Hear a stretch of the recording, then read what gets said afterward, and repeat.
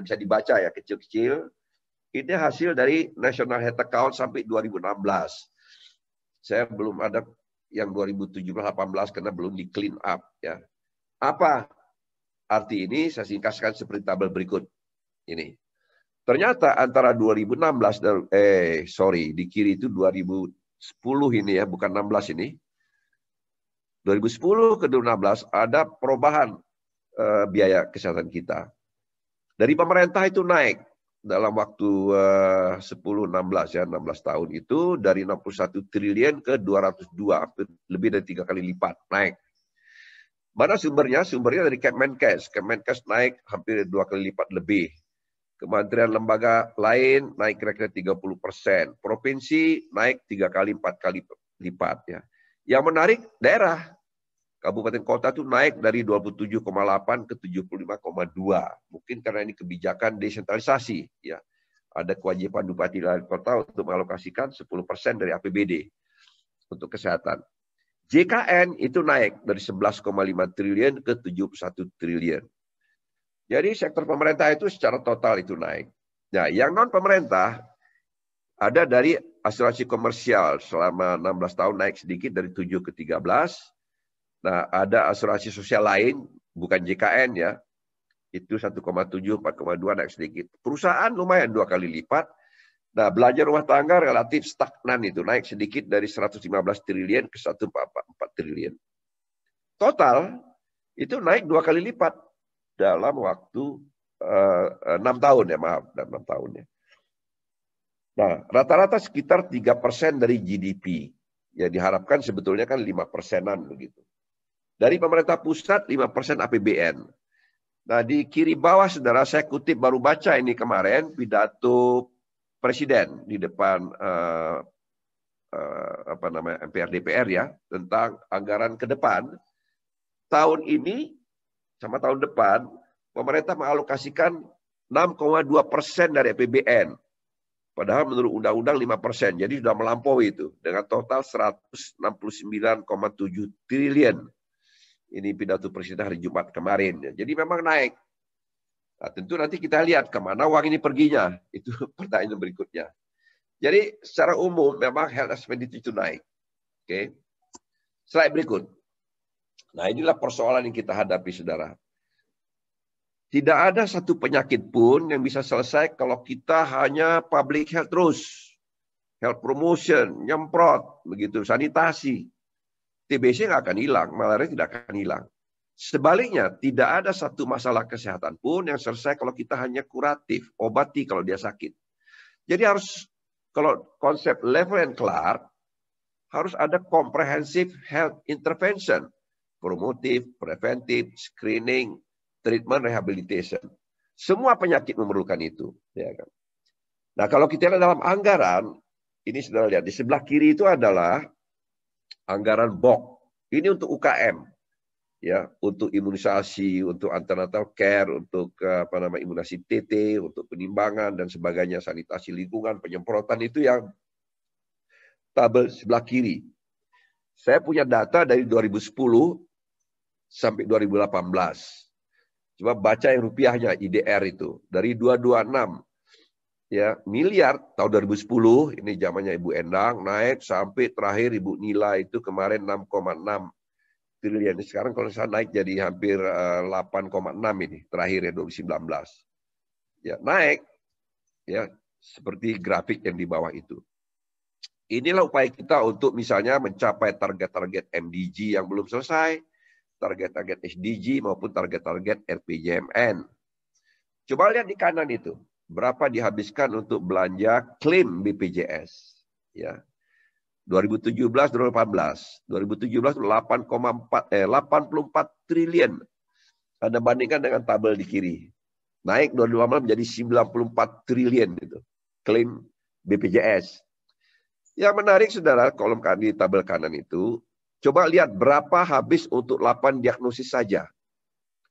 Itu 2017 ada 18 triliun.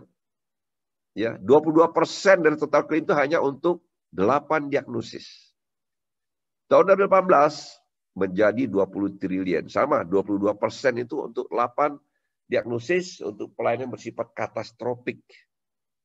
Jadi bandingkan dengan kiri. Ya. Saya tidak mengatakan di kanan itu dikurangi karena itu juga belum cukup. Tapi kita tidak pernah, saudara, melakukan upaya setengah mati sampai berdarah-darah bagaimana yang tabel kiri ini naik.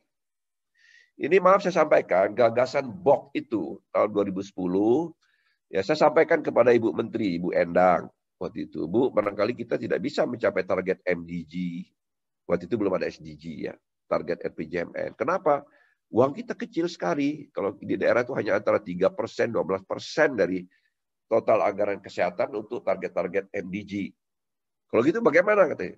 Ya, Menteri berani nggak kirim uang langsung ke puskesmas? Waktu itu banyak menolak karena itu dianggap itu resentralisasi. Ya, semangatnya kan desentralisasi. Tapi waktu itu Ibu Menteri Endang yakin, dia bisa juga meyakinkan Presiden, dapatlah nilai 226 miliar itu. Kecil sekali kalau lihat kebutuhan, dan orang mentertawakan jumlah itu. Dan tiap tahun, saudara, kita berjuang menaikkan ini, ya sampai 2018 6,8, sekarang kalau misalnya 8,7 naik. Tapi bandingkan dengan yang kanan, besar sekali. Ya, jadi tantangan kita dalam PBN, saudara, adalah bagaimana menaikkan belanja untuk UKM. Ya, saya berkali-kali di beberapa kawan itu menyarankan bagaimana kalau pajak rokok, ya kita naikkan, kemudian dialokasikan untuk UKM. Saya sedikit bicara tentang pajak rokok, saya tidak tulis di slide ya, tolong dicatat. Pada 2018, belanja rokok di Indonesia itu adalah 317 triliun rupiah. 317 triliun. Ya. Dari mana uang itu adanya? Kita lihat data Susenas, itu dari kuintil 1, 2, 3 dari golongan miskin. 62% dari 317 triliun itu berasal dari kantong orang-orang kuintil 1, 2, 3. Kalau 45 kan kaya itu. Jadi saya suka bercanda, saudara. Sebetulnya Indonesia ini bisa bangga karena kita memiliki orang miskin yang sangat dermawan. Ya, karena uang 317 triliun itu kan larinya kita tahu kemana? Ke produser rokok. Nah, kenapa kok susah sekali kita ya melakukan advokasi agar rokok ini dilakukan intervensi? Dari jumlah 317 triliun itu, pemerintah dapat pajak 149 triliun. Jadi ini sumber pajak begitu ya. Nah, maka waktu itu kami sarankan ya. Sekarang ini kan pajak cukai tembakau itu adalah 36% kalau nggak salah ya. Nah, kita menyarankan naikkan jadi 57%. Ya, sehingga naik itu nanti cukai rokok bertambah 50 triliun. Jadi tidak mengganggu yang 149%. Nah, tambahan ini yang kita sarankan dipakai untuk UKM. Wah, saya udah advokasi kemana-mana. Nggak ada yang nggak setuju, tetapi action tetap saja tidak dilakukan. Jadi naikkan UKM, saudara. Tapi disertai dengan pengawasan dan penyerapan. Karena juga banyak keluhan ini. Puskesmas tidak bisa menyerap dana BOK untuk UKM. Saya mengatakan tidak bisa menyerap karena kita tidak pernah membenahi SDM di puskesmas. Ya, catatan saja, saudara, kita punya 10.800 puskesmas yang mempunyai lab analis yang sekarang kita harapkan untuk melakukan testing itu hanya 40%. 60% puskesmas tidak ada lab analis. Bagaimana kita mau testing secara masif ya di seluruh Indonesia?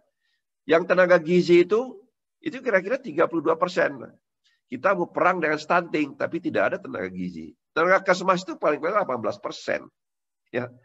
Jadi, saudara, yang sibuk kita sekarang menempatkan dokter, bidan, perawat, dokter, bidan, perawat. Tetapi tenaga kesmas untuk UKM, yang uangnya kecil itu juga tenaga kesmas, tenaga gizi, sanitarian. Sanitarian kira-kira 38% ya. Jadi uangnya nggak ada, orangnya nggak ada. Nanti dampaknya kepada slide yang terakhir. Gitu ya. Yang berikutnya tantangannya bagaimana mengatasi JKN BPJS. Saya tidak cerita ini, saudara, karena saya juga anggota tim untuk membenahi sustenabilitas pembiayaan BPJS. Ya, kita mencoba menata kembali paket layanannya. Kita coba menggerakkan orang yang ngemplang tidak bayar premi. Kita menerapkan HTA, ya, pembayaran strategik, SPI, dan sebagainya. Saya sudah cerita. Kemudian yang penting juga meningkatkan belanja penguatan sistem kesehatan, terutama supply side.